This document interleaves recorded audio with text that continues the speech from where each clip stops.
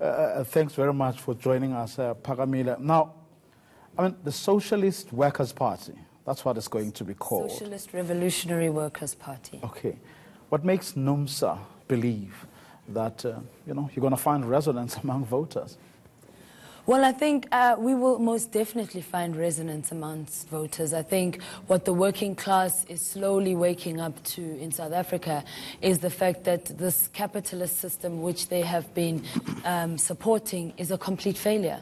The ANC and together with other organizations during the liberation movement promised the working class freedom, they promised them equality, they promised them free education, they promised them a better life for all. And yet 24 years after apartheid has ended, the working class majority continues to suffer like they did under apartheid.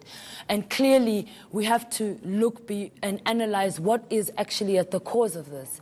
And when you look at even when you analyze globally, it's because capitalism as a system is incapable of dealing with problems facing society. But in spite of what people have been saying about the ANC, in spite of what people have been saying about capitalism, the fact of the matter is that all the socialist formations that have even attempted to contest elections have actually been dismal. Well, we don't like to compare ourselves to other formations. Why not? Because NUMSA, as a trade union, has a track record which speaks for itself. We have been driving a working class agenda with every single one of the battles and the fights that we've been fighting on the shop floor.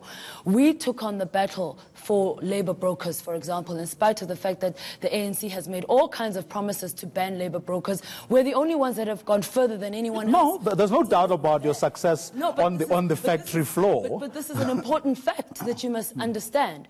We recognized way back in 2013 that in spite of the fact that we are doing all of these things to try and make life better for the working class, we have to do much more. And that is why in 2013 we made, amongst the major decisions that we took that time, was a decision that we must be the ones to drive the establishment of a workers' party, because we need political power in order to implement the kinds of changes that need to take place which will radically transform the lives of the workers. Well, your founding General Secretary Moses Mayekiso tried and failed dismally, and what I'm trying to say is over the past 24 years, with perhaps some of the best orientation and some of the best organizing skills, people who have tried have actually failed. And have you tried to analyze that instead of perhaps analyzing capitalism and the ANC? Perhaps that's where the problem lies.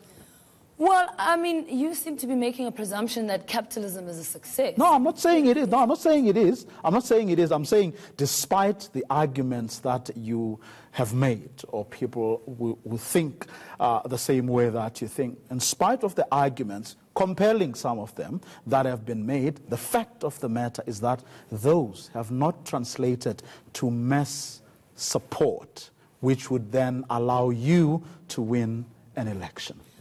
Well, we'll have to see about that. I think, first of all, we need to make it clear that the Socialist Revolutionary Workers' Party does not see, certainly, the 2019 elections as a destination. Our primary focus, more than anything, is to build proper structures for a movement for socialism. This party dare not fail, and we want to exist long before the elections. And secondly, for us, it's about raising the levels of consciousness so that the working class can seize power by whatever means necessary.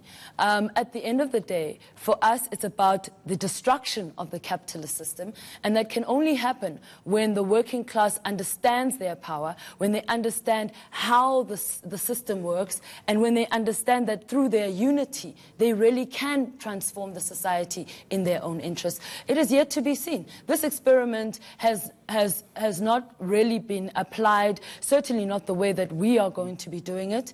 And we have a lot of faith in what we're doing. It's very clear and evident that the South African working class is looking for something different, and we are here to offer them precisely that. Best of luck on that. But before I let you go, can you please comment on Eskom announced today that its board has approved a process that they are about to embark upon, which could lead to retrenchments. Your thoughts? Well, you know, our position on retrenchments has always been very clear, that retrenchments can only take place, in fact, as an issue of last resort.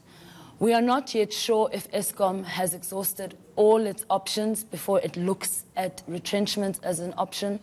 And we also need to look at, more importantly, where would these job losses take place? The ordinary rank and file of ordinary Eskom workers are not responsible for the crisis that has brought the power utility to its knees. These were decisions which were taken by the board. These were decisions which were taken by senior executive management. If they're cutting staff at that level, no problem, because obviously that's going to be beneficial. But where we're going to have a serious problem is where those job cuts extend to ordinary workers. What will you do if that happens? Well, we will look at our options, but we have made it very clear, even when we were engaging in wage talks, that this was a non-negotiable. Eskom needed to do all the work it could to recover the monies that were stolen and looted. And frankly, they haven't really done enough of that. So, of course, this announcement has come quite early. We are still going to respond in more detail.